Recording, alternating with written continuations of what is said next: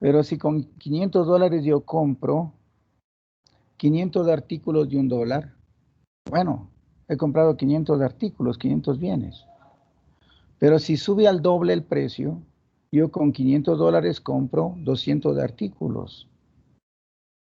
Porque subió al doble, ahora ya no son a $1, sino a 2. Entonces, ¿qué significa? He perdido el poder de adquisición de bienes y servicios. Lo que antes yo adquiría 500 artículos a $1 con mi sueldo de 500 dólares, ahora adquiero 250 porque ha subido al doble, a $2. Bueno, eso es en cuanto tiene que ver con esta primera parte. Pérdida del poder adquisitivo de la moneda, que lleva a adquirir menos cantidad de bienes y servicios con una cantidad de dinero líquido. La cantidad de dinero sigue siendo 500, pero el problema es que estoy comprando menos bienes y servicios porque subió los precios. Otro aspecto, las tasas de interés se incrementa tratando de igualar al porcentaje de inflación, causando desequilibrios en la economía. Cuando hay inflación, también las tasas de interés tienden al alza. Si la inflación está, de pronto tenemos una inflación del 5% y pasa al 15%. Las tasas de interés también quieren reaccionar subiendo. Suben las tasas de interés. Cuando hay inflación, suben las tasas de interés. Este fenómeno se presenta. ¿Y qué hace esto? Que las personas y las empresas no tengan ese estímulo para endeudarse. Como las tasas de interés están altas, las personas no quieren endeudarse. Por lo tanto, las empresas tampoco quieren endeudarse. Las empresas al no endeudarse no pueden incrementar su producción, no pueden incrementar o crear sucursales, etcétera, ¿no? Porque todo se hace en base a préstamos. Y las personas a su vez tampoco se endeudan para su consumo, porque los intereses son altos.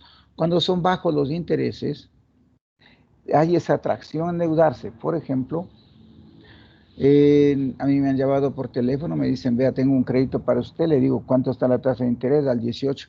Le digo, no. Pero por ahí en otro lado me dicen, ¿sabe qué quiere endeudarse? ¿A cómo está cobrando la tasa de interés? A 9%. Digo, bueno, vamos a ver qué se puede hacer. Voy a endeudarme. Entonces, tasas de interés bajas son atractivas. Me llevan a endeudarme. ¿Y esto qué hace? Que yo pueda, con el dinero que saco prestado, puedo comprar más y las empresas pueden vender más. A su vez, también las empresas, como están las tasas de interés bajas, invierten más para producir más y por lo tanto contratan más trabajadores, dinamizando la economía, ¿no? Las personas que tienen ingresos fijos se ven afectados al seguir recibiendo la misma cantidad de dinero nominal y una menor cantidad de dinero real. Bueno, dinero nominal es la cantidad de dinero que yo recibo y dinero real es para adquirir qué cantidad de cosas me alcanza ese dinero. Volviendo al ejemplo anterior, podríamos decir, sí, con yo gano 500 dólares y con 500 dólares compro 500 artículos de $1. En ese caso, mi dinero real, voy a partir de ahí, mi dinero nominal es 500 dólares y mi dinero real es 500 dólares, punto de inicio. Ha pasado un año y sigo ganando 500 dólares, pero el precio de los artículos que yo compro a $1 ahora han subido a $2. Entonces el precio del artículo ahora está a $2. Por lo tanto, yo puedo comprar solamente 250 artículos, ya que han subido al doble.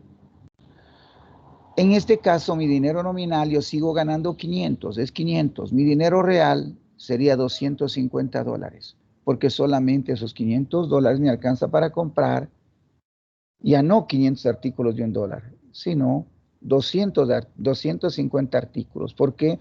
Porque el precio del artículo ha subido al doble. Bueno.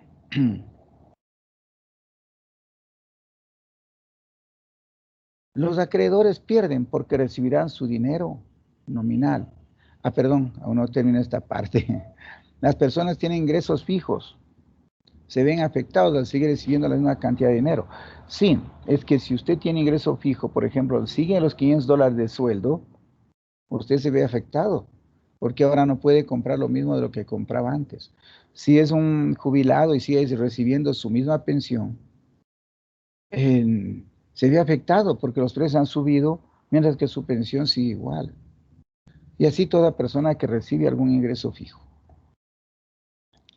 Los acreedores pierden porque recibirán su dinero nominal, que no es igual al dinero real que ellos entregaron al momento del préstamo.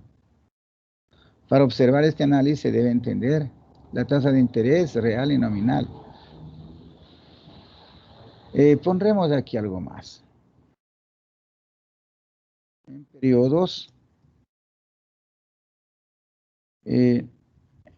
inflacionarios de altos porcentajes,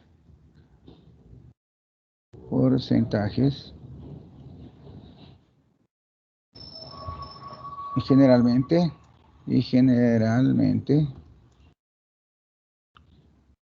cuando son periodos largos, los acreedores pierden. Por ejemplo, si usted tiene, vamos a suponer, si usted tiene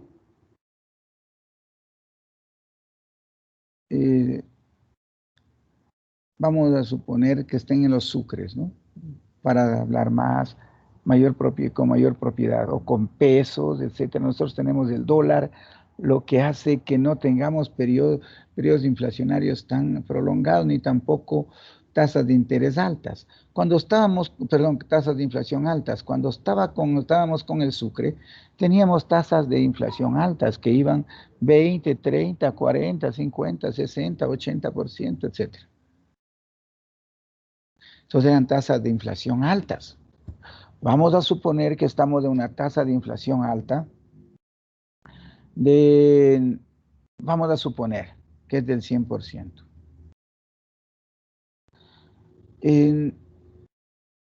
Hoy usted puede comprar vamos a suponer en sucres, ¿ya? Vamos a trasladarle a sucres. Vamos a suponer que usted con 1.000.000 de sucres puede comprarse un departamento, pero usted decide prestar su 1.000.000 de sucres porque le están pagando una tasa de interés alta del 50%.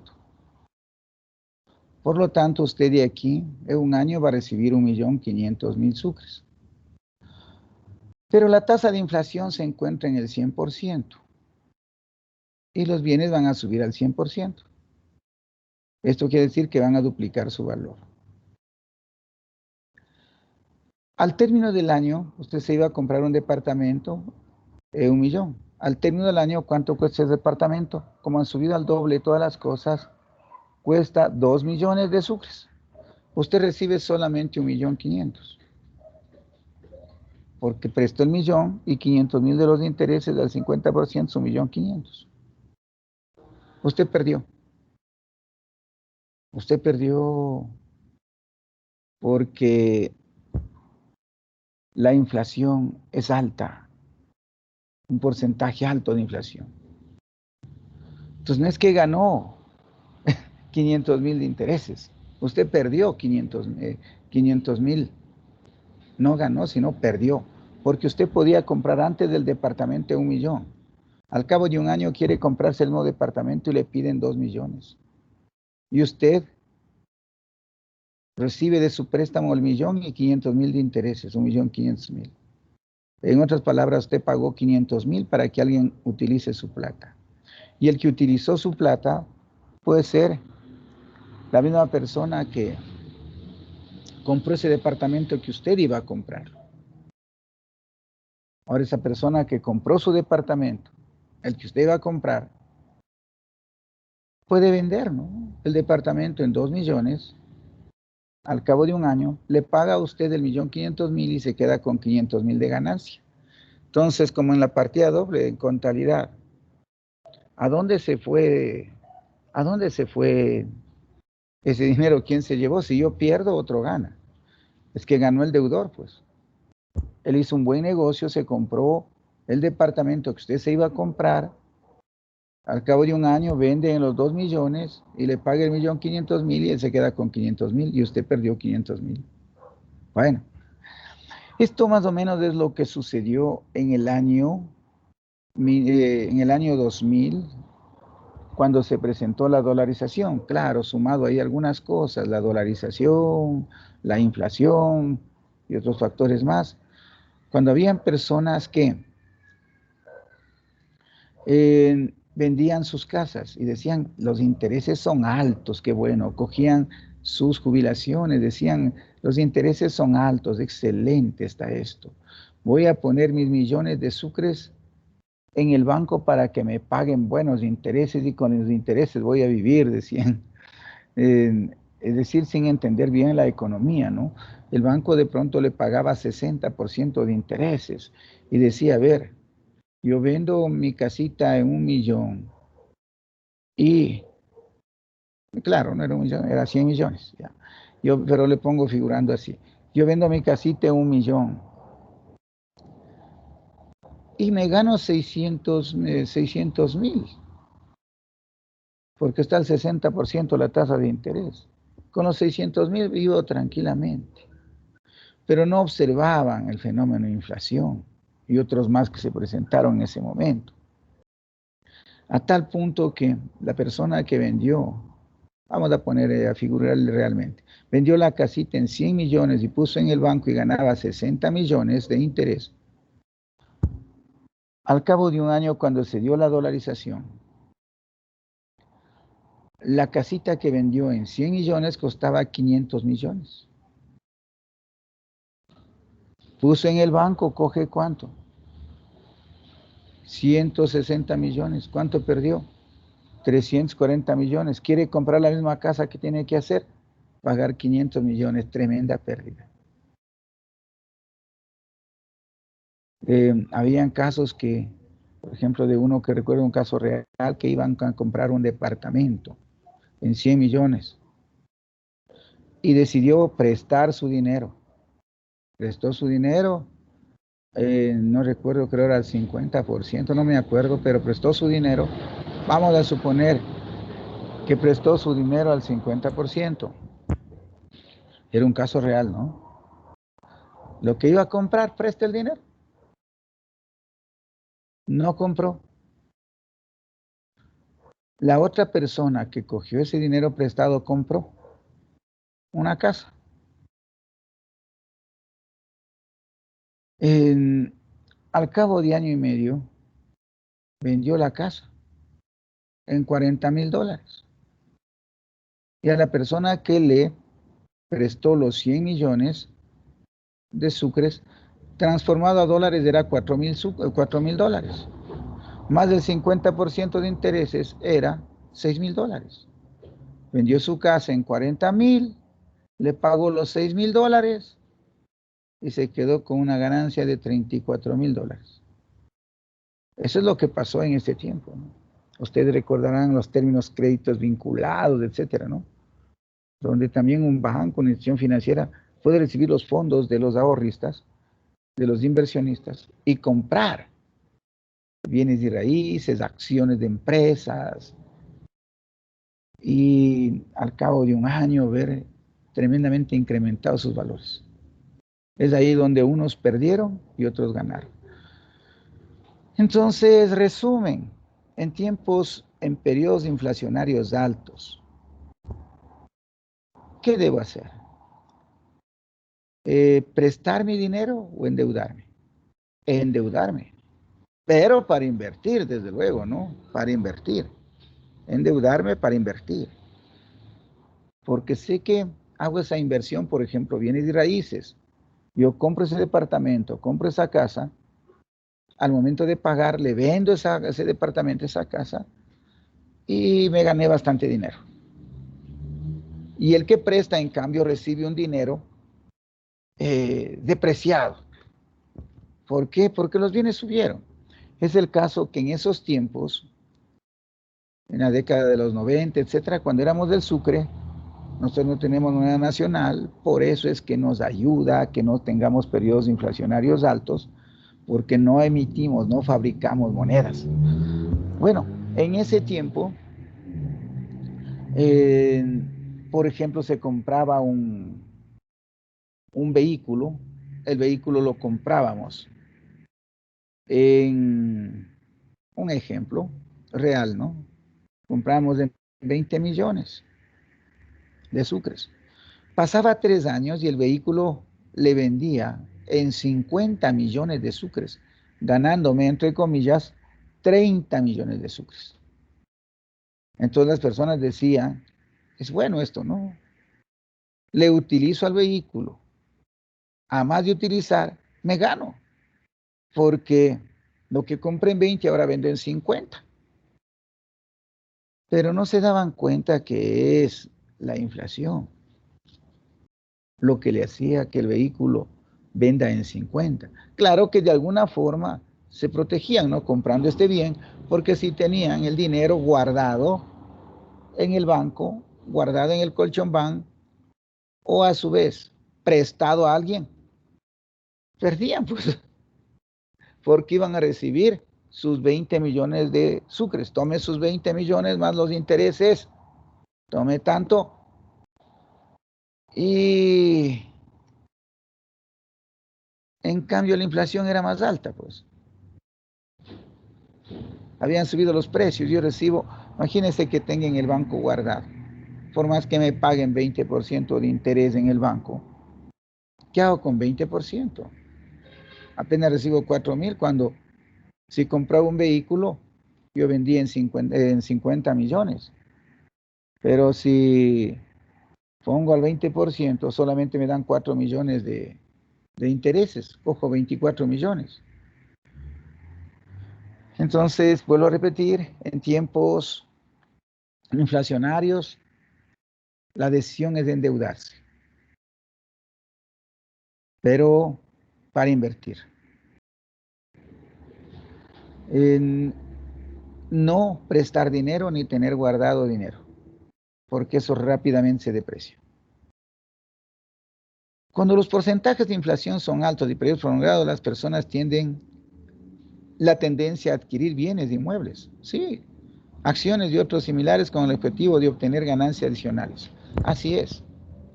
Entonces, cuando son periodos de inflación altos, prolongados, usted lo que tiene que hacer es, con su dinerito, rápido invertir en bienes inmuebles, en acciones, equipo maquinaria también, etcétera, etcétera, ¿no?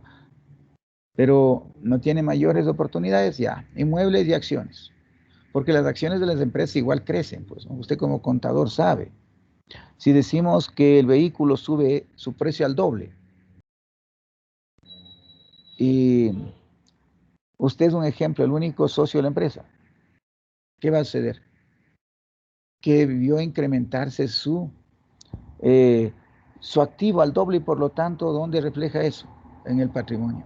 Si son dos socios, claro, los dos salen ganando, porque el vehículo subió al doble, subió de 20 a 40 y eso se va a incrementar en el patrimonio. Si decimos que la empresa en este momento se liquida y solamente había el vehículo, un ejemplo, si no subía el valor del vehículo, cada uno cogía 10. Pero ahora como el vehículo subió al doble, cada uno coge 20. Entonces, esas son las acciones, ¿no? Yo soy dueño de lo que hay, el porcentaje de lo que hay en la empresa. Y si el valor de los bienes subieron, el valor de mis acciones subieron. Entonces compran bienes inmuebles, acciones, ¿no? Con el objetivo de obtener ganancias adicionales y protegerse desde luego de la inflación. Cuando los porcentajes de inflación son altos, las personas que guardan dinero líquido se ven afectadas al tener un mismo valor nominal y un menor valor real. Al tener un mismo valor nominal y un menor valor real. Sí, si guarda el dinero, no ha perdido su valor nominal, Vamos a poner en sucres nuevamente. Usted guardó 100 millones de sucres. Sigue los 100 millones de sucres. Pero con los 100 millones de sucres, si la inflación solamente en un año, y si guarda 3 años, peor, solamente un año subió al doble. Entonces, ¿qué quiere decir su dinero nominal? 100 millones de sucres. Su dinero real, 50 millones. Es decir, ha perdido 50 millones. Eso es lo que tiene que ver con la inflación, mis compañeros, en esa parte. Las tasas de interés, acotando un poquito de esto, ¿no? Las tasas de interés se incrementan. En periodos inflacionarios, las tasas de interés se incrementan, tratando de igualar al porcentaje de inflación, causando desequilibrios en la economía. Entonces, las tasas de interés tratan de igualarle al porcentaje de inflación y comienzan a incrementarse. Pero hay periodos donde las tasas de interés le superan a las tasas de inflación, por lo tanto no pueden recuperar el dinero. Periodos inflacionarios altos.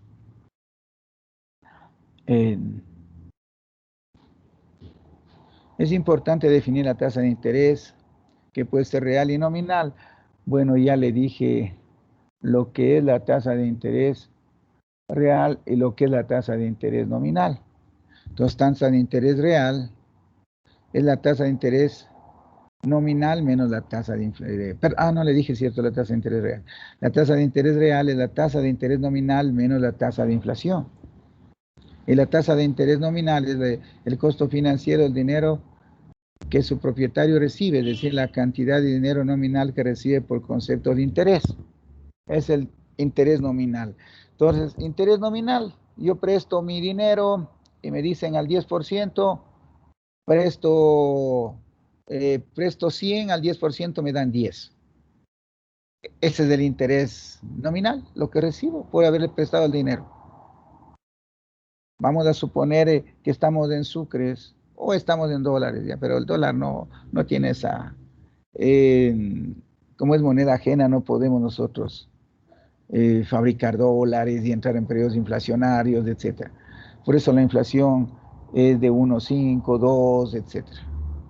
No son inflaciones tan altas como teníamos cuando estamos con el sucre, como 50%, 40%, 60%, 80%, no.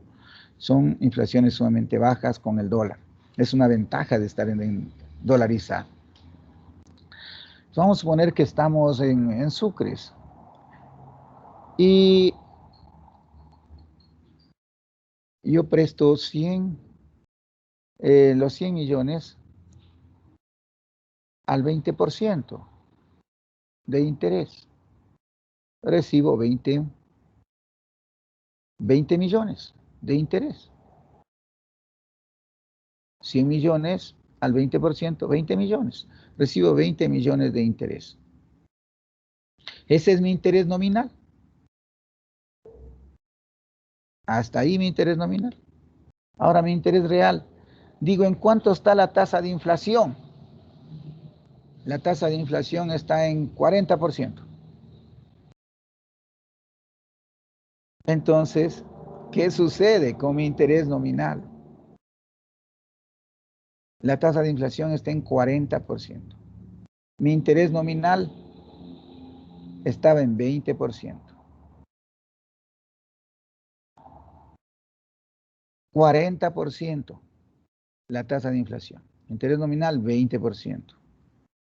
Mi interés, digamos, interés, lo que voy a cobrar por mi dinero, 20%. Entonces digo, 20% menos 40% menos 20%. 20% menos 40%, 20% la tasa de interés. 40% mi tasa de inflación. Tasa de interés menos tasa de inflación menos 20%. Esto quiere decir que pierdo 20%. Entonces en 100,000 cuando estoy perdiendo, en 100 millones cuando estoy perdiendo, 20 millones. Cuando la tasa de interés real es negativa, significa que los prestamistas y los que guardan dinero, ahorran, pierden, debido a que el interés obtenido no cubre ni siquiera la tasa de inflación, peor un porcentaje alguno de ganancia. Ejemplo, la tasa de interés nominal en el periodo es 8% y la tasa de inflación es 9%, tasa de interés real. Tasa de interés real. La tasa de interés nominal, ¿cuánto? 8%. Menos la tasa de inflación, que es 9%. Esto es menos 1%. Entonces, he perdido el 1%. Si yo presté 10,000, he perdido 100. No es que yo gané, que bueno, intereses me dieron, yo tengo una ganancia. No, no, he perdido. Porque yo tengo que comparar con la tasa de inflación para ver mi tasa de interés real. La inflación es una forma también de disminuir los sueldos y salarios de los trabajadores, es decir, permite que los ingresos de las personas disminuyan. Ejemplo, calcular el ingreso real. Si el ingreso nominal en el año 2019 es 2,000 mensuales y el IPC 146 en función del año anterior,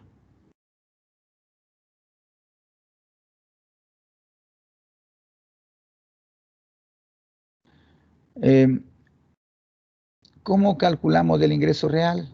Ingreso nominal sobre IPC. Así se calcula. IPC, índice de precio al consumidor, que ya vamos a estar hablando de eso más luego. IPC, índice de precio al consumidor. El ingreso nominal, ¿cuánto? 2,000. Sobre el IPC 1,46 igual a 1.329.8631. Eso es mi, eso es mi,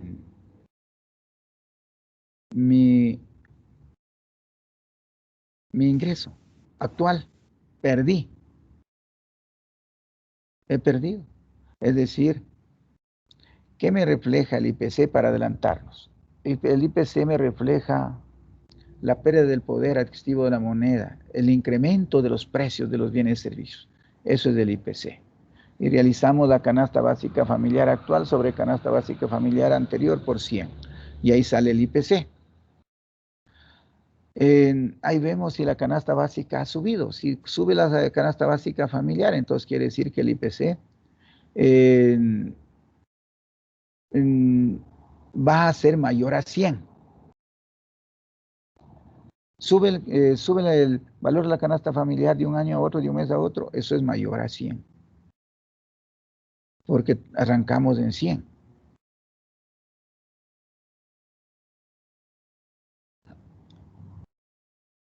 Entonces, volviendo nuevamente acá. Usted puede trabajar con la fórmula 2,000 para 146 y por 100 o 2,000 para 1,46, nada más. De cualquiera de las dos formas son válidas. Donde uno representa los precios en los que estuvo al inicio. Y lo que pase de ahí significa el incremento. Entonces, 1,46, así como hace con el IVA usted, ¿verdad? Dice, se vendió mercadería en $1,120, incluido el IVA. No hay retenciones, ya, para no complicar la vida. ¿Qué hace usted? Usted es contador, usted sabe, ¿no? ¿Qué hace? Inmediatamente dice, a ver, un ratito. Aquí voy a sacar el valor del bien. 1,120 para 1,12. Y saque el valor del bien.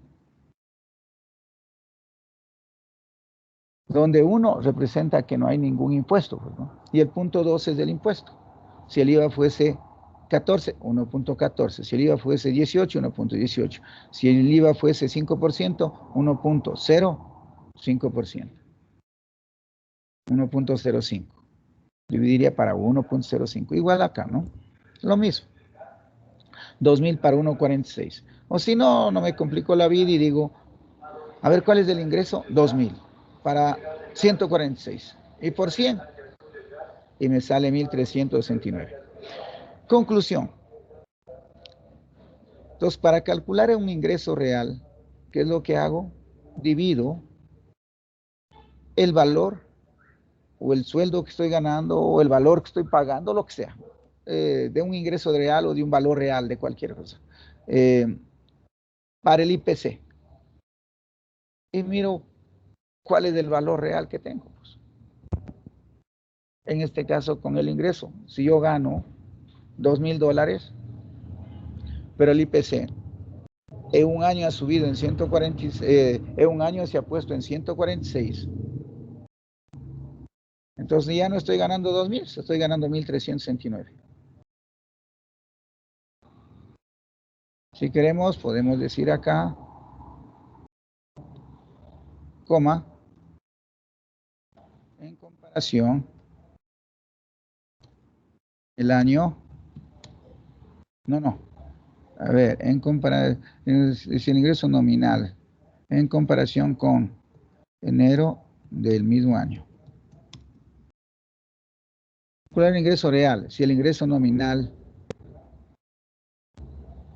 en diciembre del, ya ahí se aclara mejor, del año 2009 es 2,000. Calcular el ingreso real. Si el ingreso nominal en diciembre del año 2019 es de $2,000 mensuales y el IPC es 146.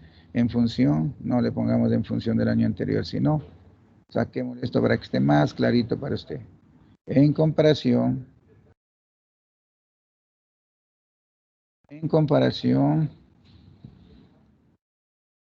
con enero del mismo año, donde su sueldo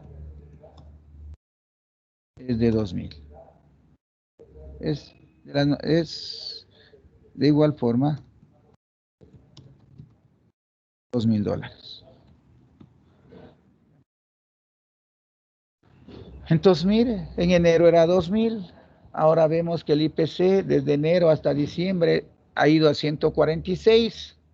De enero a diciembre el IPC fue a 146 y el IPC es de 146. Aquí podemos poner medido desde enero hasta diciembre del 2019.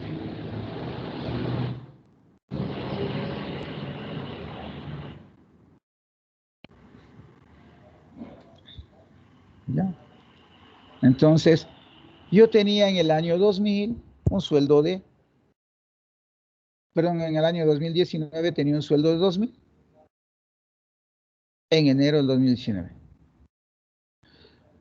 En diciembre del 2019 sigo con el sueldo de 2,000, pero los precios han subido y por eso me da un IPC de 146.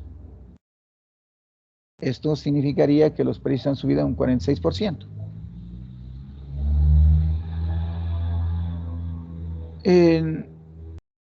Quiero saber mi ingreso real. ¿Cuál es?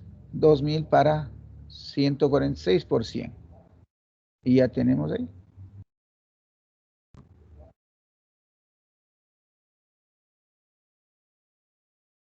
La inflación en el Ecuador. En referencia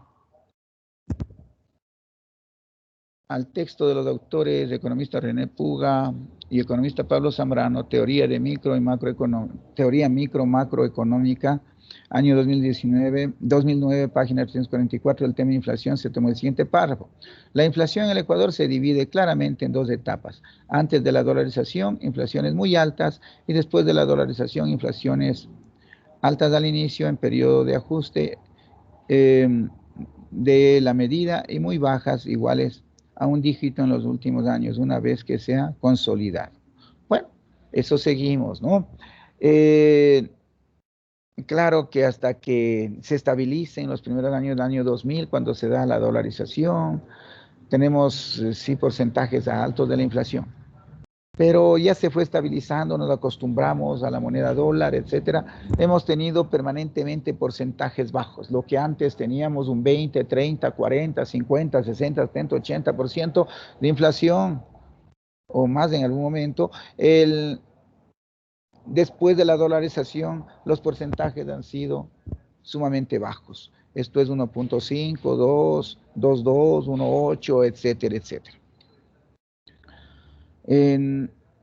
Bueno, este es un trabajo en grupo que ya les voy a poner para que realicen los trabajos en grupo.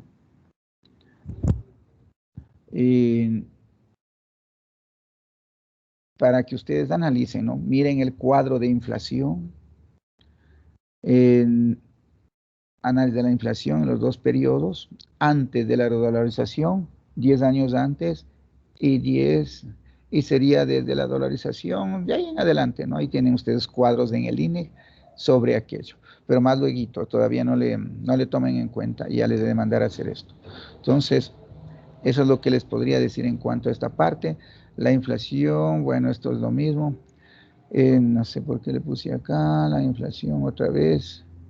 La diferencia, se ha copiado nuevamente.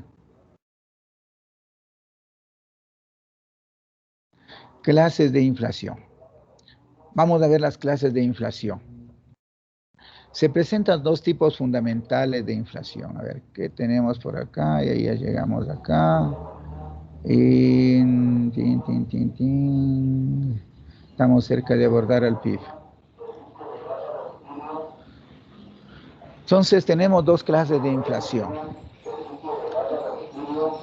Se presentan dos tipos fundamentales de inflación, que son inflación por demanda y inflación por costos. La inflación por demanda se debe al incremento en la demanda agregada de bienes y servicios. Al existir exceso de dinero en circulación en comparación con la cantidad de bienes y servicios. Cuando se incrementa el gasto público, en una economía las empresas venden más, pero a corto plazo no pueden responder las exigencias del mercado, lo que le impulsa a que suban los precios de bienes y servicios. Bueno, el exceso de dinero que se encuentra en circulación hace que se incrementen los precios. En este caso, observamos lo que dicen los monetaristas, ¿no? Y confrontamos con lo que dice Keynes.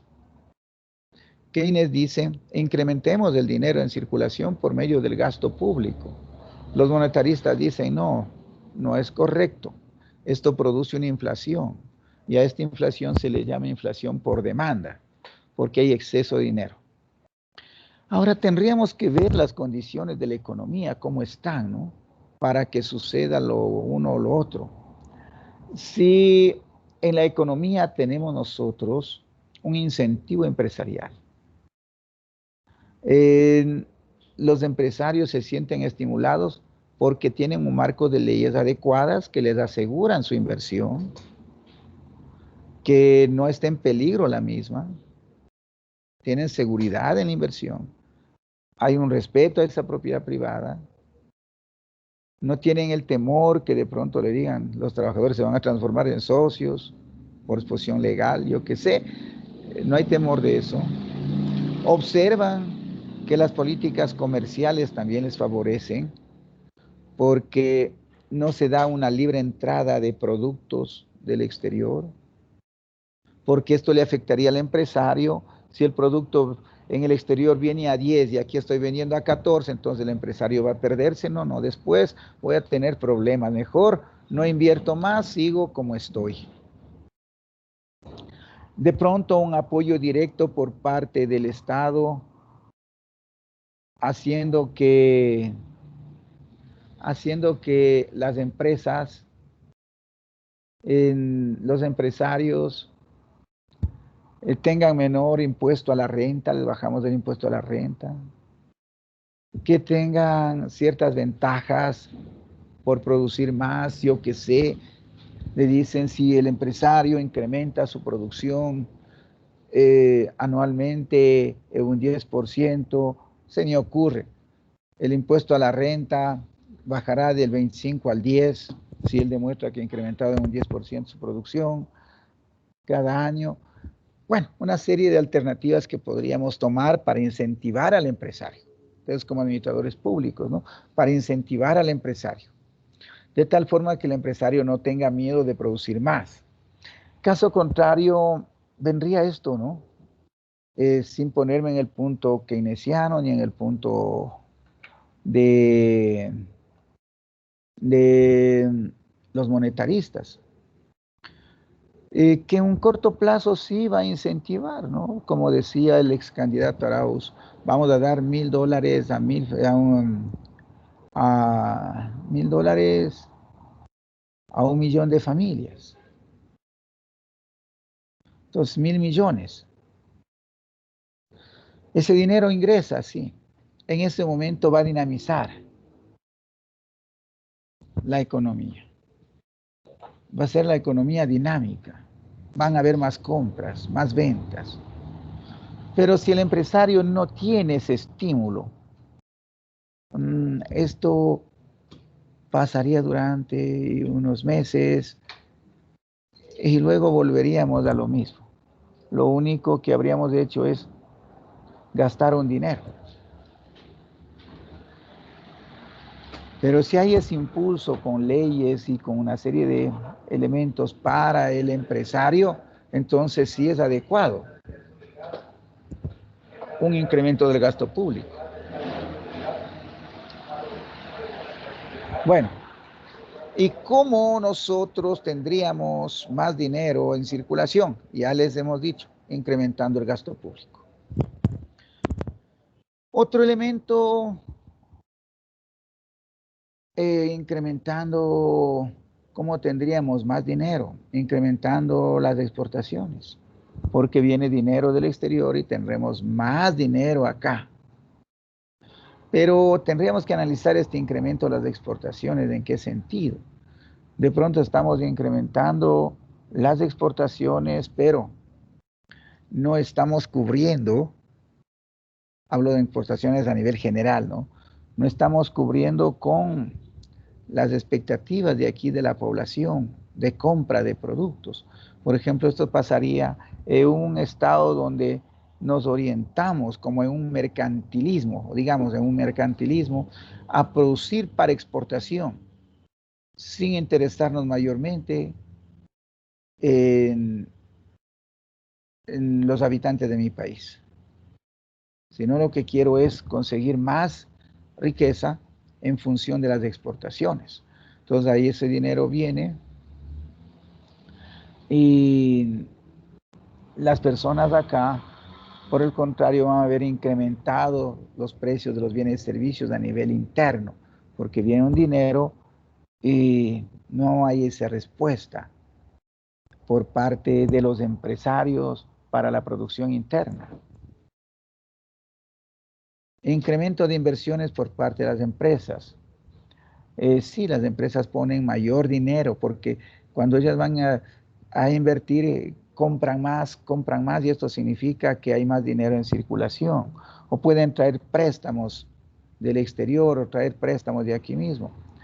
Pero donde esta inversión igual no está destinada a la adquisición o no digamos, no está destinada a la producción interna también, sino solamente nos orientamos como un tipo mercantilista, como les decíamos, a exportaciones, a que salga fuera del país. Otro elemento fundamental aquí es, los más duros aquí es el incremento del gasto público, incremento de la oferta monetaria. Incrementamos la oferta monetaria. ¿En función de qué o cómo? Impresión y emisión de monedas sin respaldo. Entonces se incrementa la oferta monetaria. Cuando estamos como en el Sucre pasaba eso.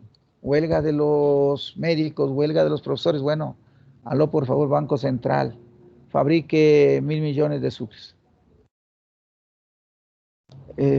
Este dinero no tenía respaldo en la producción, porque igual los productores no estaban incentivados para una mayor producción, por el mismo hecho que se vivía crisis internas, ¿no?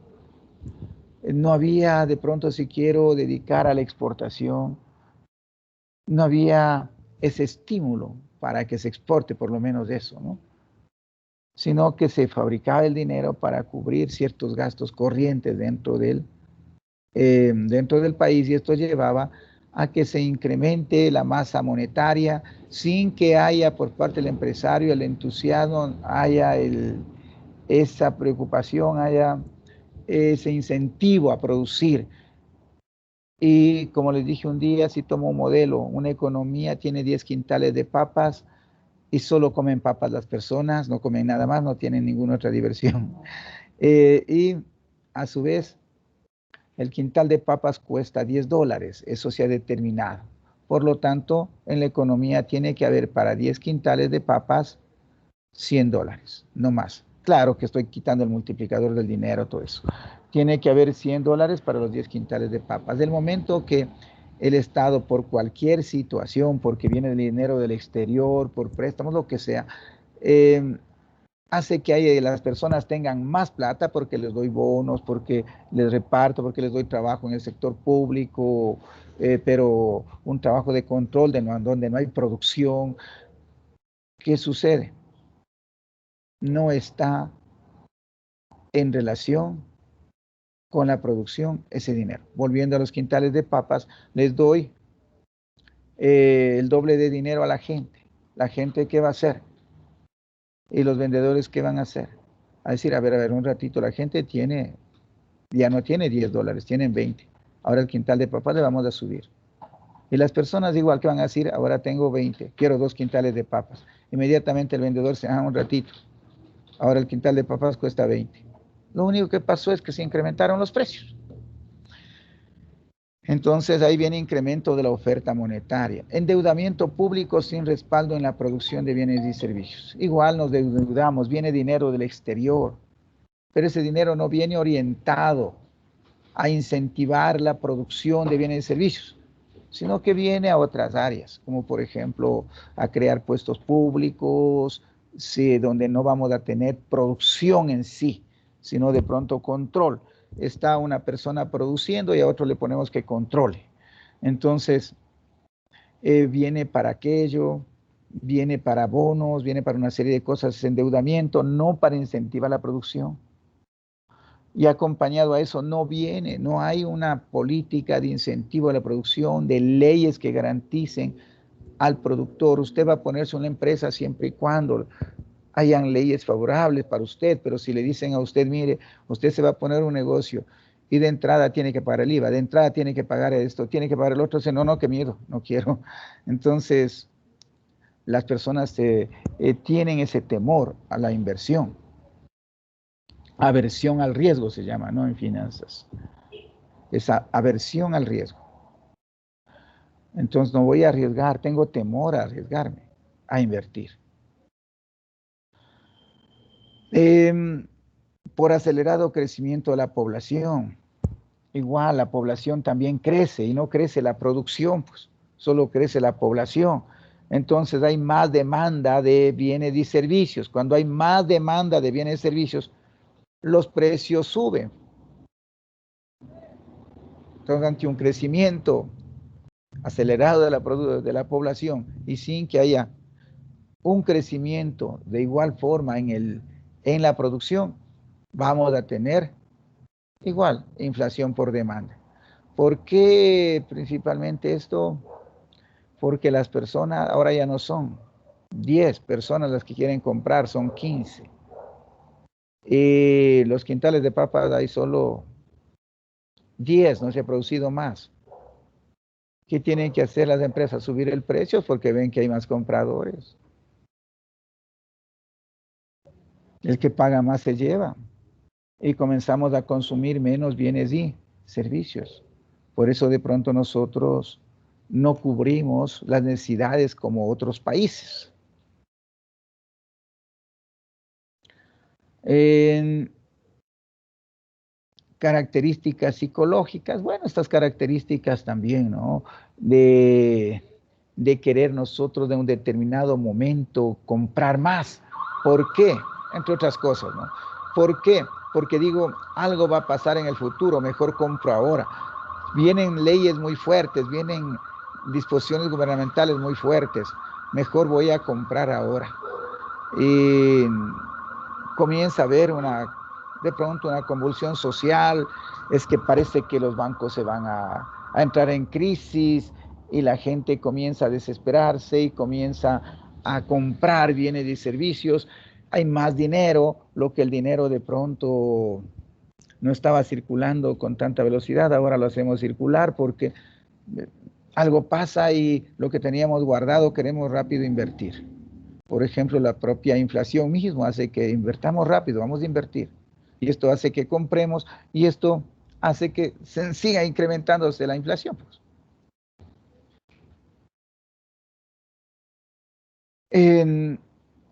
Inflación debido a la oferta, también llamada inflación por costos, también llamada de inflación por producción.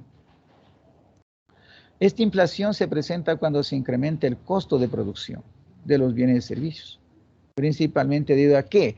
Debido a que se incremente el costo de los bienes y servicios. El costo de los bienes y servicios se incrementa por el incremento de sueldos y salarios. Entonces al empresario le cuesta más producir, por lo tanto tiene que subir los precios. Incremento del costo de las materias primas importadas. Como la materia prima, ahora pago más, yo tengo que subir el costo. Usted es contador. Hago el cálculo del costo unitario, me sale que mi costo unitario, lo que era 10, ahora es 15. Por lo tanto, ya no voy a vender en 14, pues tengo que vender en más de 15, en 19, en 20, etc. Incremento del costo de la materia prima nacional, igual. Hace que sube el precio de los bienes y servicios, porque produzco con materia prima y ahora estoy comprando más caro, por lo tanto tienen que pagarme más. Incremento de precios de los servicios públicos. A veces dice que bueno que le han subido a los grandes, nada más le subió a los grandes empresarios. No, ellos le cargan al costo y por lo tanto sube el precio del bien y servicio. Incremento del costo de cualquiera de los factores de producción. Materia prima, mano de obra, el SIP, y en el SIP cualquiera, ¿no? Arriendos, usted sabe lo que es el SIP como contador. Arriendos, mantenimiento, servicios varios, ¿no? Limpieza, etc. Incremento de los costos de equipos y maquinarias. Compro a más alto precio los equipos y las maquinarias, por lo tanto mi depreciación es un valor mayor. Si yo compro en 50,000, el 10% de la maquinaria es 5,000 de depreciación, pero si compro en 100,000, el 10% es 10,000. Esto le cargo al costo y le cargo al precio de venta, desde luego. Expectativas de los productores ante posibles cambios de precios en los factores de producción.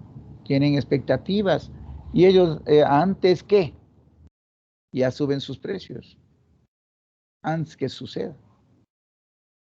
Ya suben sus precios porque de pronto hay especulación, no quieren vender los productos y como hay especulación tenemos que pagar más altos precios para conseguir.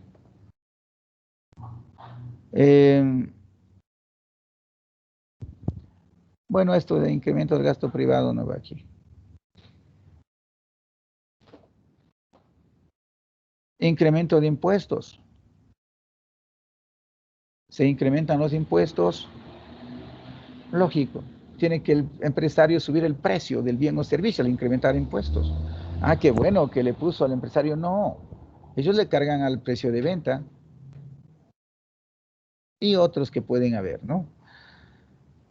También se tiene otro tipo de inflación que es la hiperinflación. Bueno, pero las clases de inflación, inflación por demanda, inflación por oferta. También podemos aparte hablar, ¿no?, de lo que es una hiperinflación. La hiperinflación, una mayoría de economistas concuerdan que es una inflación del 100% o más. Inflación galopante es sinónimo de hiperinflación. Es decir, a la misma hiperinflación le decimos inflación galopante cuando escuchamos estos términos. Vamos a entrar en el deflactor del PIB. Para ver cómo nos va acá.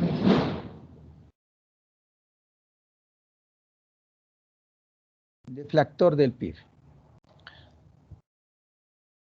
Es un índice de precios que permite conocer la variación de los precios de bienes y servicios de un país en un periodo determinado. es decir, permite conocer el incremento de precios de los bienes y servicios en relación con el PIB nominal y el PIB real. Fórmula. Tenemos PIB nominal sobre PIB real por 100.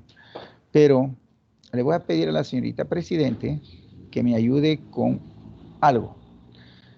Voy a tratar primeramente lo que es el PIB nominal y el PIB real. Ahorita como fórmula es esto, ¿no? Está aquí, hacemos la fórmula y ya está el cuadrito, ¿no? Ya hemos hecho el cuadro. Pero quiero tratarle mejor, dejarle esta partecita para después que tratamos del PIB, volvemos a observar qué ha sido el PIB nominal, qué ha sido el PIB real, y por lo tanto ya podemos entender el deflactor del PIB.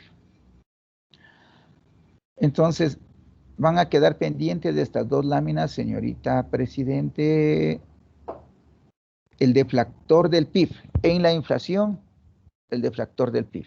Eso va a quedar pendiente, ¿no? Y vamos a continuar acá. Periodos inflacionarios por temporadas. También tenemos nosotros periodos inflacionarios por temporadas. Hay inflaciones que estas no son, no es ningún, no es mayor problema para el país, pues, ¿no? No hay mayor novedad, no hay mayor problema para el país. Porque son periodos cortos. Por ejemplo, por estaciones del año. Los precios pueden subir o bajar dependiendo de las estaciones del año. Por ejemplo, los precios de los productos agrícolas son estacionarios porque tienen que ver con estaciones, tiempo de manzanas, de cerezas, etc. Usted va a ver si en las cerezas, el tiempo de cerezas, hablemos diciembre, hablemos de enero. Ya le dan a ver unas 30 cerezas por $1. Pero hablemos febrero, ya comienzan a darle 10 por $1. Y en noviembre igual le dan 10 o 5 por $1. Entonces depende de las estaciones, ¿no? Cuando se paga el 13º o el 14º sueldo, también son estacionarios porque las personas con el 13º, el 14º tienen más platita y cuando hay más dinero quieren comprar más. Y esto sucede que van a subir los precios. Otros periodos inflacionarios son septiembre y marzo. Se debe a que estos meses ingresan a clases los niños de la sierra y la costa. Bueno, hoy estamos un poquito cambiados por esto del virus, ¿no? No nos encontramos bien en los periodos, pero bueno, generalmente ha sido esto, septiembre y marzo. Entonces ingresan los niños de la sierra en septiembre y marzo los de la costa. Y por ende se requiere compra de útiles, compras de prendas de vestir y una serie de cosas. Entonces viene una inflación en ese tipo de productos, ¿no? Que va a impactar también en otros.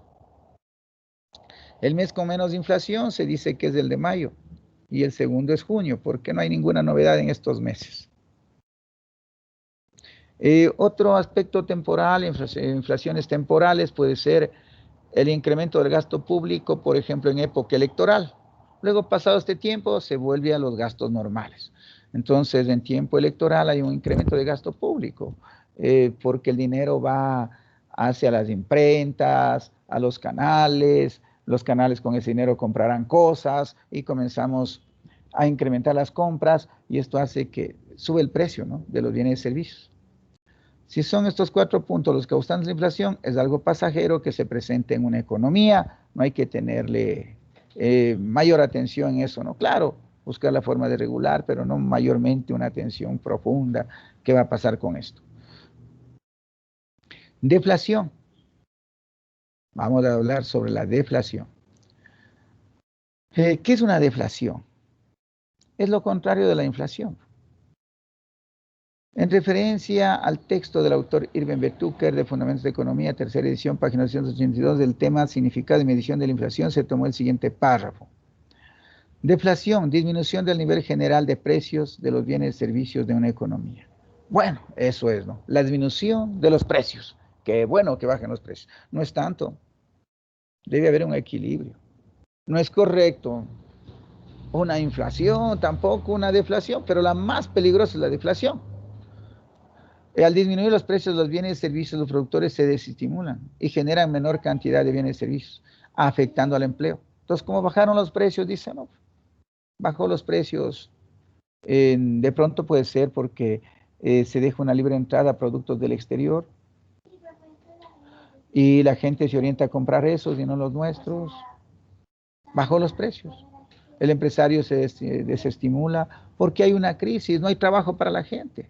La gente no tiene trabajo, pues. Y esto es un efecto multiplicador. Como no tiene trabajo la gente, no tiene con qué comprar cosas. Y los empresarios tienen que bajar los precios para poder vender. Pero al bajar los precios ellos dicen, es ningún buen negocio esto, voy a disminuir mi producción o voy a dejar de producir.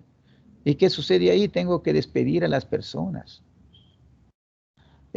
También vamos a ver disminución de precios como épocas como la que estamos viviendo, ¿no? Por un virus. Eh, puede haber este tipo de cosas donde la gente no compra bienes y servicios como antes. Entonces, ¿qué tienen que hacer? Bajar los precios para poder vender. Y al bajar los precios, ¿qué tienen que hacer? Dejar de producir. Y al dejar de producir, ¿qué hago? Despido a los trabajadores. El ingreso de las personas disminuye el nivel de vida y conduce a la pobreza, a los más desposeídos de la sociedad. La deflación se presenta cuando dejamos de producir debido a los altos costos de producción y la gente demanda menos productos porque son caros o porque bajan los ingresos de las personas. ¿Sí? Entonces la gente deja de producir, ¿por qué? Baja la demanda, ¿por qué? Ya hemos dicho, ¿no?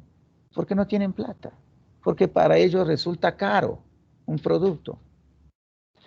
Eh, de pronto el sueldo es demasiado bajo, de pronto ponemos contratos también, esto hay que pensar bien, contratos, fórmulas de contratos laborales. Si bien la empresa se beneficia al pagar menos salario, menos sueldo, pero se perjudica a nivel nacional porque la gente no tiene plata para comprar en el mismo volumen y por ende podemos entrar en una deflación. El Producto Interno Bruto PIB.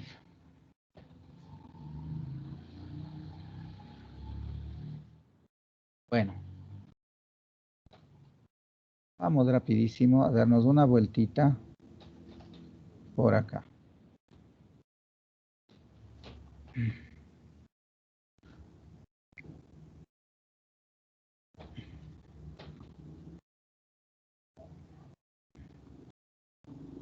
Ya saben ustedes, ¿no? Vamos a hacer una pequeña dinámica, van a prender ustedes su cámara, todos los que van a participar. Vamos, ante Cueva, por favor. Ante Cueva. Sí, profe, buenos días. Bien, buenos días. Vamos a conversar, ¿no? Vamos a hacer un pequeño conversatorio. Todavía no es, si no está, bueno, le registro acá su participación, que no ha participado. Caso contrario, no pasa nada, ni bien ni mal. Vamos a conversar nada más. Bueno, tenemos nosotros, recuerda usted, eh, a ver, la inflación. Señorita, ¿con quién estamos? Ante, no le veo. Profe, tengo inconvenientes con la cámara. Bueno, me comunican eso, ¿no? Que tienen inconvenientes y de ser posible me mandan o sea, la capturita y que no hay cómo. Ante, a ver, con usted, compañerita Joana, eh, la inflación, decimos, cuando hablamos de macroeconomía de inflación, decimos, por ejemplo, es el incremento del precio en las gaseosas. ¿Falso o verdadero? ¿Verdadero? No, falso. ¿Por qué? Porque decimos que la inflación es el incremento generalizado del nivel de precios. En otras palabras, promedio del nivel de precios. Esto quiere decir de todos los precios, no de un solo grupo de artículos o de un artículo en sí, no, sino de todo. La inflación, cuando hablamos de inflación, estamos hablando de todo. Y les había dicho, luego estaremos haciendo ya esos cálculos más luego, les había dicho, esto lo realizamos en relación con ¿qué? Con la canasta básica familiar. De esa manera realizamos, les había indicado, ¿no? Porque esa representa la canasta básica familiar a todos los productos. Bueno, ya hemos de ver también esa parte, porque alguien va a decir, no, ya hemos de analizar, ¿no? Entonces, por eso se hace con la canasta básica familiar. Entonces, la respuesta es de la inflación y macroeconomía tiene que ver con todos los productos. Y está representado, ¿por qué? Por la canasta básica familiar, todos los productos. ¿Por qué no podríamos poner tampoco a los miles y miles de productos, ¿no? Sino con la canasta básica familiar le representamos. Vamos con Barreno y Ambay.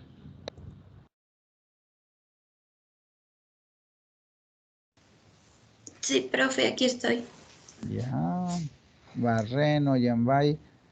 Prenda su camarita y interactuamos. Ya, profe.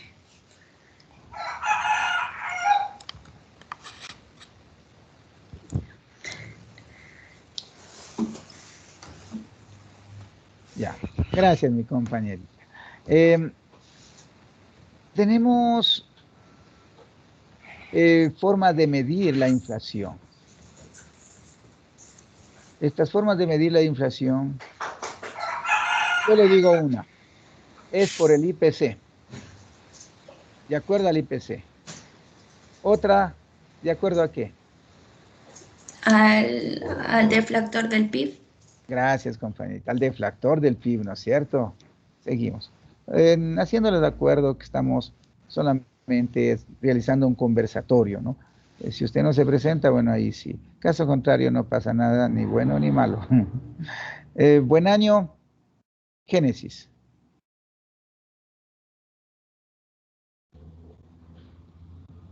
Buen año, Génesis.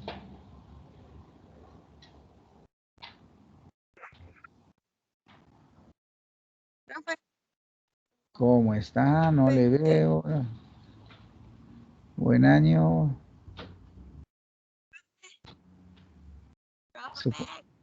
Sí, supongo que su cámara debe estar mala, ¿no? Porque le veo lejana la voz. Está muy lejana su voz, pero sí, bueno, está muy lejana la voz. Le vemos de otra persona. Carvajal Kevin. Pero si está acá, no se preocupe. Carvajal Kevin. Sí, profe, dígame buenos días. Préndale nomás la cámara y interactuamos. Ya, deme un ratito, le prendo la cámara, profe.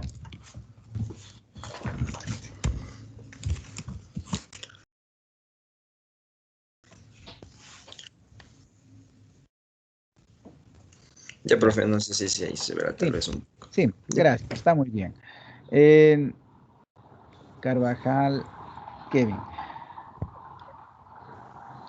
Al aplicar este tipo o esta forma de medir la inflación por IPC, por deflactor del PIB, lo podemos hacer en forma periódica, de acuerdo al tiempo, en que vamos a calcular. Podemos hacer de pronto, ¿qué tipo de inflación habíamos visto de acuerdo al tiempo que podemos calcular? Calculábamos cada qué tiempo. No sé si se refiere tal vez, profe, al cada el tiempo, como refiriéndonos a los periodos que existen, por ejemplo, cuando mencionó lo de el ingreso a clases, lo que existe es cierta inflación, así No, no. también cuando las personas A cobran ver, el 13º. no. ¿Cómo medimos la inflación? De acuerdo al periodo, ¿cómo medimos la inflación? El IPC, profe, tal vez. A ver, ya hago un acuerdo ahí.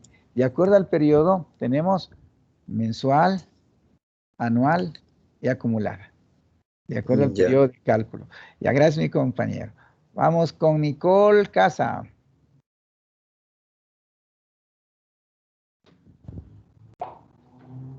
Nicole Casa. Veamos acá dónde está. Ta, ta, ta, ta. No sé, ya.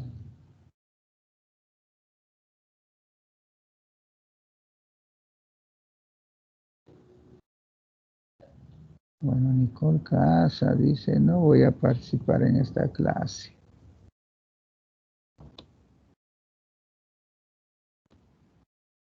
Cervantes. Sí, profe. Ya.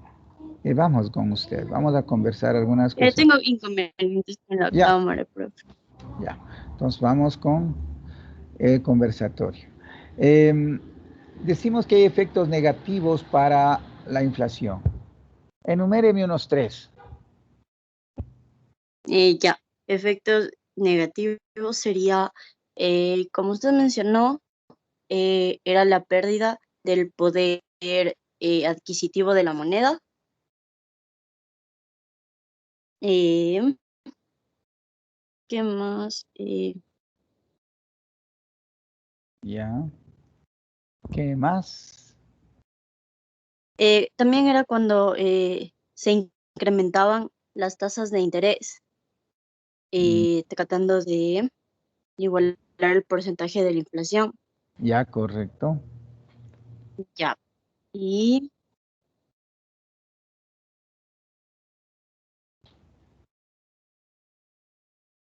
también cuando decía que los acreedores perdían, perdían, mm,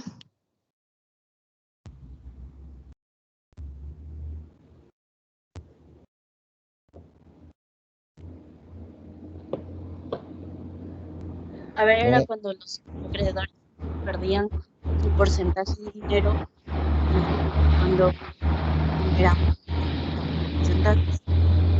Ya, bueno, mi Igual, ya que su compañera. dinero real no era igual que que lo que ellos igual, o sea, su dinero real no era lo mismo que ellos entregaban, ya que al momento de la inflación subía todo.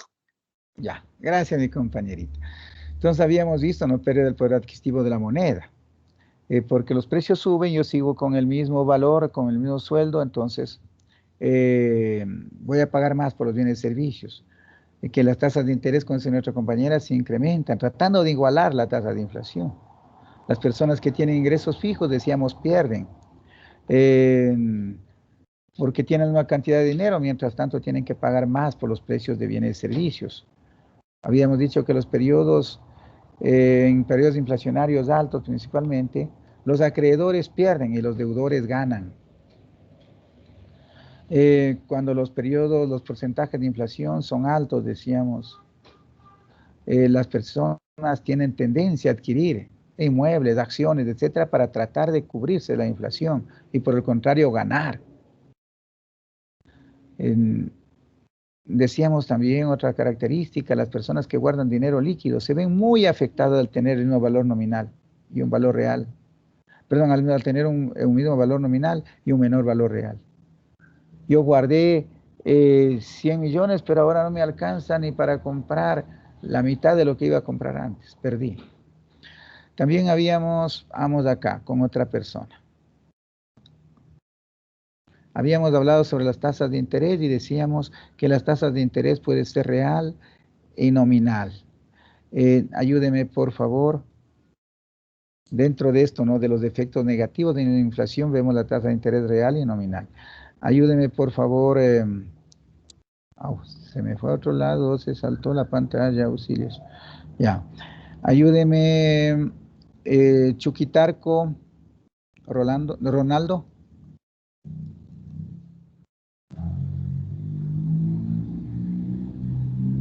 Sí, profe, sí se me Ya. escucha. Perdón, Sí, profe, le no puedo escucho. aprender de Marisa. Ya, correcto. La tasa de interés nominal, ¿cuál es? Es la tasa que ganó, se podría La, decir así. ya es la tasa que gané, la tasa de interés que me pagan por un préstamo, ¿no? Y la tasa de interés real. Es la que en realidad gastó.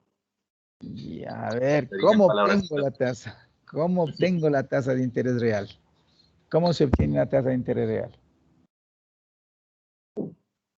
Habíamos dicho tasa de interés nominal menos tasa de inflación. Ahí tengo mi tasa de interés real, porque aparentemente yo estoy ganando 20% en el préstamo, pero la inflación está en 30%. He perdido 10. Sí, Bueno, sería la tasa de interés nominal menos la tasa de inflación. claro, así es mi compañito. Gracias, ¿no? Vamos con De la Torre. Ina.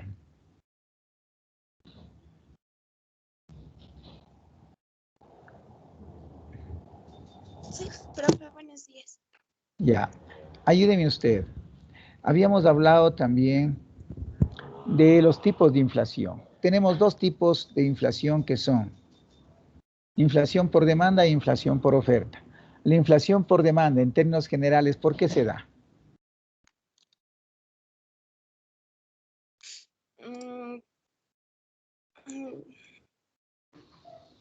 Porque la capacidad de bienes se excede. No, mejor sería bueno eso. No O tan sea, bueno, no sería tan bueno tampoco, porque estaríamos en deflación. o sea, los bienes tienden a exceder un precio mayor. Tienen un precio mayor debido a qué? La inflación por demanda, ¿debido a qué sería? Al exceso de dinero en circulación. Debido al exceso de dinero en circulación. En comparación con los bienes y servicios que están en el mercado, pues, ¿no? Entonces, ¿debido a qué se da la demanda? Pues, la inflación por demanda, debido al exceso de dinero en circulación. ¿Por qué se da el exceso de dinero en circulación? Habíamos dicho, ¿no? Incremento del gasto público, incremento de deudas, o sea, nosotros como país nos endeudamos, también habíamos indicado que puede ser por un acelerado crecimiento poblacional, puede ser porque imprimimos dinero en exceso en un país, nosotros no podemos porque estamos dolarizados, pero la impresión de dinero, hay exceso de dinero en circulación y esa es la inflación por demanda. Habíamos dicho la inflación por oferta. Inflación por oferta, ¿a qué se debe nuestra compañera? Veamos quién tenemos por acá. Inflación por oferta, y ahí nomás creo que vamos a quedar. Inflación por oferta. Farinango, Andrea. Sí, profe, buenos días. ¿Sí me escucha? Sí, Ya, profe. la inflación por oferta, ¿a qué se debe? Se debe por el incremento de costo de producción Ya, de los correcto, por bienes ahí. y servicios. Correcto, eso es todo, ¿no? Entonces se debe al incremento del costo de producción. Entonces, se presenta cuando se incrementa el costo de producción de bienes y servicios, principalmente debido, bueno, ahí tenemos una serie de cosas, ¿no? Habíamos hablado también que en el Ecuador tenemos dos etapas, al analizar la inflación en el Ecuador tenemos dos etapas y decíamos, la primera, antes de la dolarización, donde la inflación tenía cifras muy altas, y después de la inflación, donde tenemos cifras muy bajas. Perdón, después de la dolarización, donde tenemos cifras muy bajas. También hablamos y habíamos visto sobre lo que es la hiperinflación. Decíamos como un temita aparte que es la hiperinflación. Habíamos dicho que la mayoría de economistas dicen la hiperinflación cuando es una inflación mayor al 100%. La inflación galopante decíamos que es la misma hiperinflación. El deflactor del PIB habíamos dejado estos cálculos para luego, ¿no? Cuando ya entendamos qué es PIB nominal, qué es PIB real. Los periodos, también habíamos dicho que existen periodos inflacionarios por temporada, que son periodos cortos donde se presenta inflación debido a estaciones del año para la producción agropecuaria, puede ser también para el turismo, por ejemplo Galápagos, cuando es temporada van a tener, va a incrementarse los precios, por eso incrementa precios de vuelo, etcétera, ¿no? En temporadas donde el clima es lindo, agradable en Galápagos, pero cuando hay cantidad de mosquitos, el clima es bien, un calor fuertísimo que no se resiste, etcétera, los precios bajan de hoteles y todo. Cuando se paga el 13º, 14º, la gente tiene plata y quiere comprar. Otros periodos inflacionarios, decimos del ingreso a clases, es decir, cuando comienza a haber por ejemplo, el ingreso a clases, ¿por qué? Porque la gente quiere comprar para sus hijitos, tiene que pagar por muchas cosas. Entonces aquí hay periodos inflacionarios. E igual con el incremento del gasto público, decíamos por etapas electorales, etcétera. Pero que este tipo de inflación es algo pasajero y no presenta mayor problema para la economía. También habíamos visto la deflación y decíamos que la deflación es más peligrosa que la inflación, porque es la baja de precios y esto va a quitar el estímulo a los empresarios para producir y va a ocasionar que hayan despidos, hayan cierre de empresas, la gente se queda sin trabajo, no tienen que comprar y comienza a darse un círculo de esos tremendos. Ahí nos habíamos quedado. Entonces nos quedamos en esta parte del PIB y vamos inmediatamente a la participación de ustedes, ¿no? Ahora sí, ya calificada la participación. Control C y nos vamos por acá.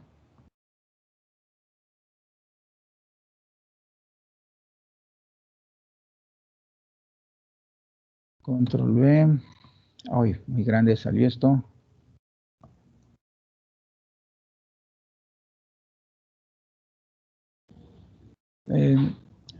Ahí tenemos. Un momentito, por favor.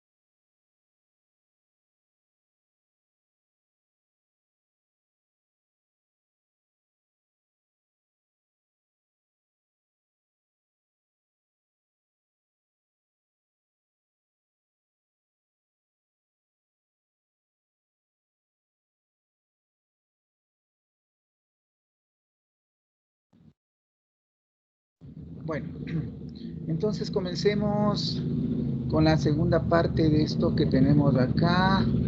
Dice, sobre el pensamiento económico nos hemos quedado, ¿no? Para la otra semana, a ver, no tenemos ya de mandar el trabajito, no se me preocupen. A ver, vamos a ver acá.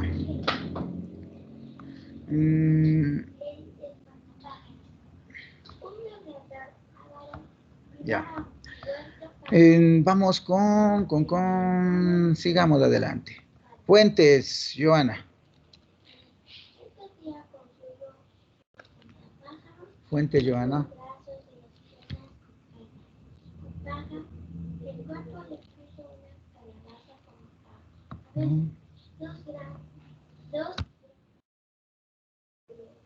Huaraca, Jennifer.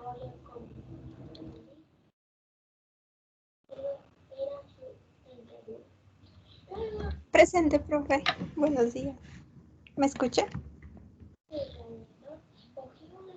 Profe. Acá Jennifer, ayúdame, señorita presidente, observando quienes me mandan al chat. Si usted no puede hablar por su micrófono, por favor, envíeme el chat indicando que sí estoy, nada más, por favor. Y la señorita presidente me ayuda a ver, ¿no? Por ejemplo, Jennifer Huaraca está acá.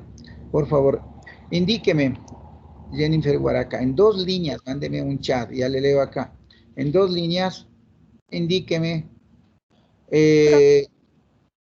cómo está dada la riqueza para los mercantilistas. Por favor, en 2 líneas, ¿no?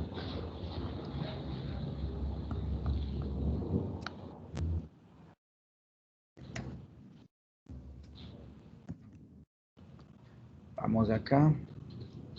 Yunda, Isaac. Presente, profe. Profe. Yunda, Isaac. Sí, profe, aquí presente. ¿Sí me puede escuchar? Yo creo que estoy mal. A ver, aló, yo soy el que estoy mal. No ustedes. A ver, Vamos con la señorita Profe, Jennifer Huaraca. ¿Sí me puede hablar? Presente, profe, ¿me escucha? Sí, ya le escuché ahí. Ya Ya. le pregunto más luego, ¿no? Entonces, espéreme nomás un rato. El señor Yunda, ayúdeme por favor, Yunda. sí, profe, aquí.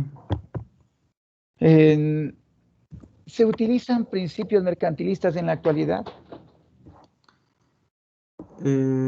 Ya, profe, ¿le comparto el documento o solamente leo? Solamente diga, léame nomás, por ahora. Ya listo, profe.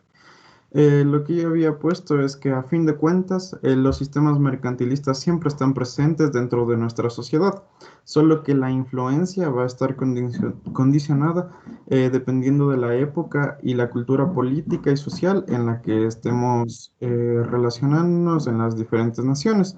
Desde mi punto de vista, el mercantilismo sí se encuentra presente en varias de las economías actuales, por ejemplo, en países americanos en donde dependiendo de la explotación de recursos no renovables, van a ser su mayor fuente de ingresos. Y esta a su vez se condiciona por ciertos grupos sociales selectos, quienes retienen los recursos económicos a expensas del bienestar colectivo.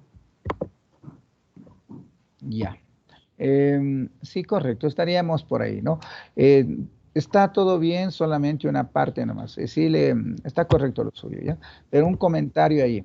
Por favor, como es tomado de un documento, tiene que poner usted la bibliografía donde tomó con los datos que le dije y también ponerle un pequeño comentario a continuación en sus tareas, ¿no? Cuando usted hace su tarea, tiene que estar así. Profe, sí, Sí. eso es redactado por mi persona, toditos.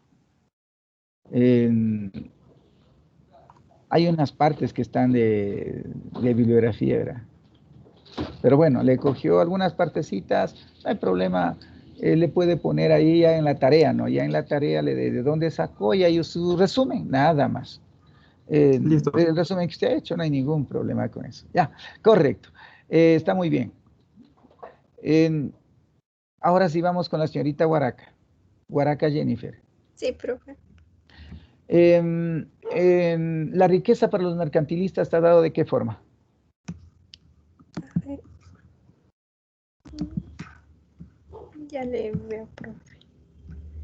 Más o menos. Ay, ¿dónde está?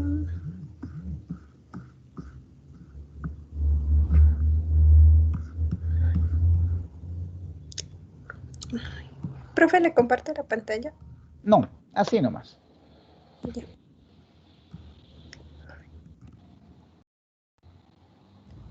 Le escuchamos. Ya, profe. A ver, de acuerdo con lo explicado en clase, nos decía que se basa en la acumulación de metales preciosos. Esto principalmente el oro en una balanza comercial favorable. Debido al el Estado incentivará la exportación y tomará medidas para limitar las importaciones. Bueno, no habría problema, ¿no? Ya. Entonces dice que la riqueza se basa en una balanza comercial favorable. Para esto hay que incentivar exportaciones y restringir importaciones. Esto nos va a llevar a una acumulación de metales preciosos en ese tiempo, ¿no? En tiempo de la colonia, en la actualidad, ¿qué diríamos? Acumulación de dólares, ¿no es cierto? Bueno, gracias. Arteaga Ángel. A ver, antes de Arteaga Ángel, cualquiera, si quiere Arteaga Ángel o cualquiera. A ver. Es Ortega, profe, disculpe. Perdón. Es Ortega, profe. Ya, Ortega. A ver, cualquiera, si desea el compañero Ortega, si no cualquiera.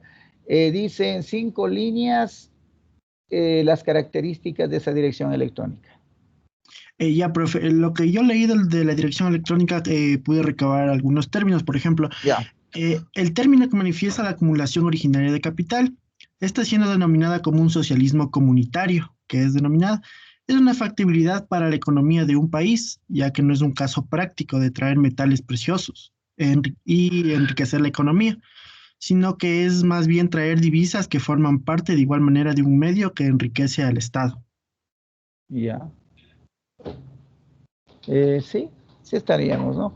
Pero, sin embargo, nos dice, ¿no? Que es un tipo de mercantilismo que estamos aplicando al incentivar, de pronto no poner tanto nuestro objetivo en el beneficio interno del país, sino en la producción para la exportación, en la producción para incentivar las exportaciones, digamos, y también se restringe importaciones, presentándose principios mercantilistas, nos dice, ¿no? Bueno, pero está bien lo suyo, señor Ortega.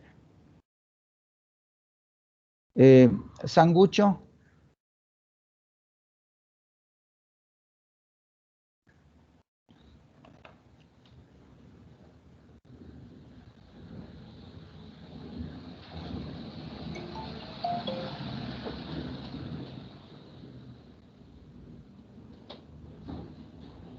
Sangucho no está.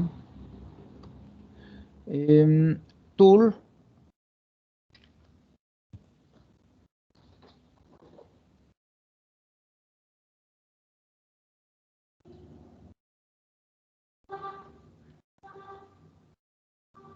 Tul.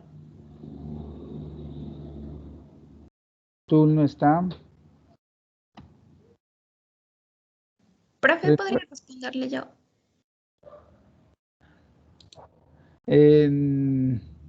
Por el momento no. Luego ya vamos viendo, ¿no? Voy a terminar con los compañeros hasta acá. Yuxi. Sí, profe. Ya. La riqueza para los fisiócratas está dado ¿por qué? La riqueza por los fisiócratas proviene del sector agrícola, siendo una actividad que genera riqueza para el país. Ya del sector agrícola, ¿no es cierto? Ajá. Ya, muy bien. Dicen los fisiócratas, la riqueza está dado por el sector agrícola. Muy bien. Y esta debe ser de propiedad privada, nos dicen, ¿no es cierto? A ver, Farinango, Andrea.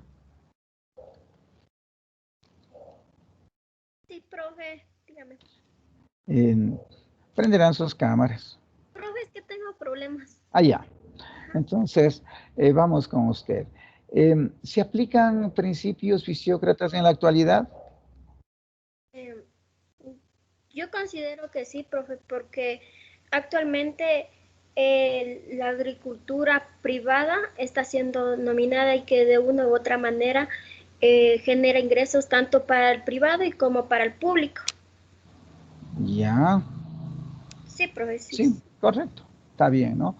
Sí se tienen principios fisiócratas en la actualidad, sin decir que la agricultura es la única que genera riqueza, no. Hay una cantidad de elementos que van a generar riqueza en un país, pero se utilizan estos principios y dándole fundamental importancia a la agricultura, ¿no? En los países que tenemos esas ventajas climáticas y etcétera, para poder tener la agricultura en sí.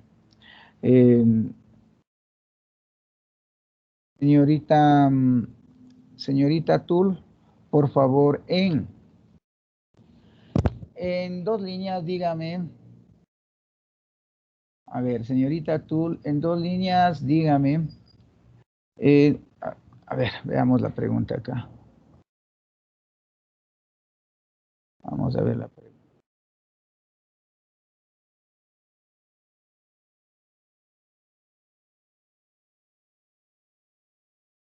Ya. Se me fue.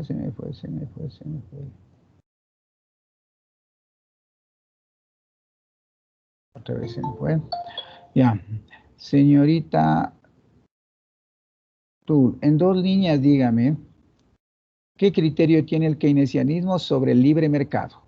¿Qué criterio tiene el keynesianismo sobre el libre mercado? Tiene 1 minuto y medio, ¿no?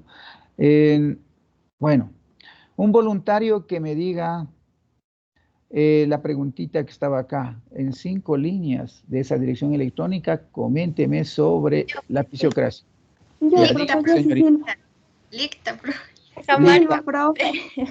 Licta creo fue la primera, ¿no? Siempre díganme el apellido, no me digan yo. A ver, Licta. Eres una tramposa.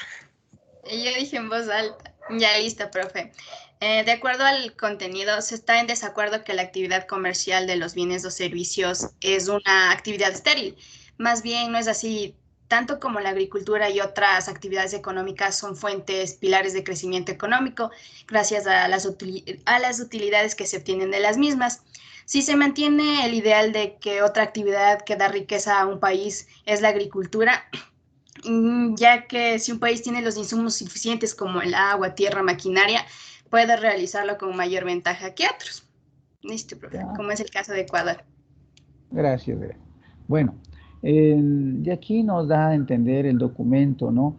Que estos principios, que ciertos principios fisiócratas estamos todavía, como decía anteriormente, aplicando en la actualidad, sin querer decir que es de la única fuente, pues no como se decía antes en la fisiocracia, pero sí es un sector importante para el dinamismo de la economía de un país. Bueno, gracias. Nuestra señorita nos escribió, nuestra señorita Tul, la señorita presidente me ayuda observando, ¿no? Profe, señor, dice que el keynesianismo considera que es un sistema que ha fracasado y recomienda que el Estado es quien debería tener el control, debe ser, del mercado. Gracias, muy amable. Me disculpa, señor, tú le estaba viendo solo el apellido y como ya estoy acostumbrado a ver cantidad de nombres de las damitas, me confundí, me perdona, por favor. Tul Álvaro Fernando estaba viendo solo el apellido y por eso es que me confundí. Gracias.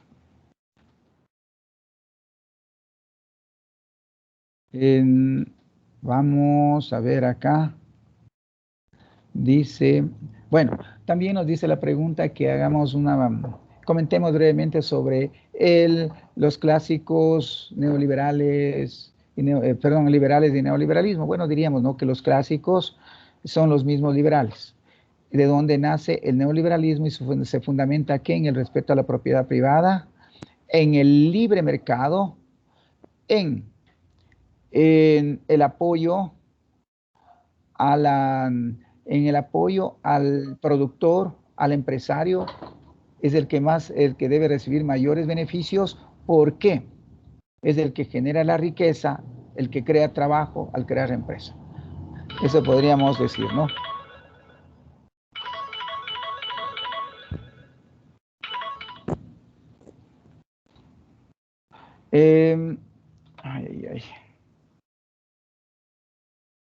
Un momentito, por favor.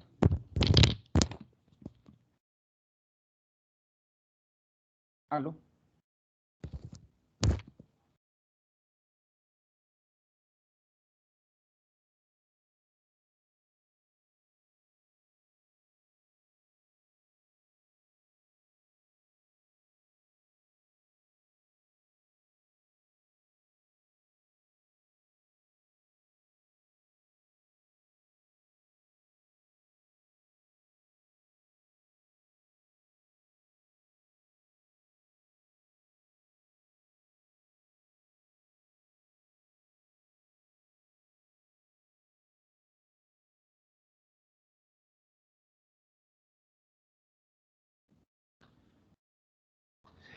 Seguimos entonces en Chuquitarco Castro. Chuquitarco Castro.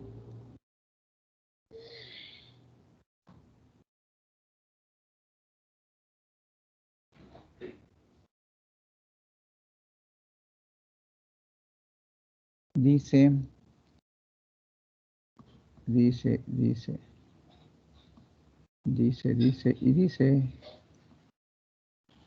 Chuquitarco Castro. Cervantes Cornejo. Sí, profe. Ya, ayúdenos, por favor. ¿En qué momento histórico aparece este pensamiento keynesiano y en qué país? Esa es la pregunta que está ahí, ¿no? Ya. O sea, de lo que yo pude investigar, decía que el keynesianismo es una teoría económica propuesta por John Maynard Keynes, plasmada en su obra Teoría General del Empleo, el Interés. ¿En qué momento y el aparece? ¿En qué momento aparece? ¿Cuándo aparece? En 1936. Dice que fue como respuesta de la Gran Depresión. de 1929. Ya, Y ¿en qué país? y en el país que se aplicó, o sea, dice que surgió en Inglaterra, pero que ganó más, o sea, que fue más significativo la influencia en el diseño de políticas domésticas en Estados Unidos. Ya, correcto. Entonces, lo que aparece esta teoría es 1929, 1930. ¿En qué país? Estados Unidos. Ajá. Pues lo tomamos correcto, ¿no? Cervantes. Vamos con Carvajal. Bueno, creo que hasta ahí nomás nos vamos a quedar, ya no nos fuimos a Carvajal. Nos quedamos por ahí nomás. A ver, veamos. Con ustedes nos estamos viendo el día viernes, ¿no? Entonces dejemos aquí. Sí, ¿Cuánto nos quedamos? Nos quedamos. ¿Dónde me fui?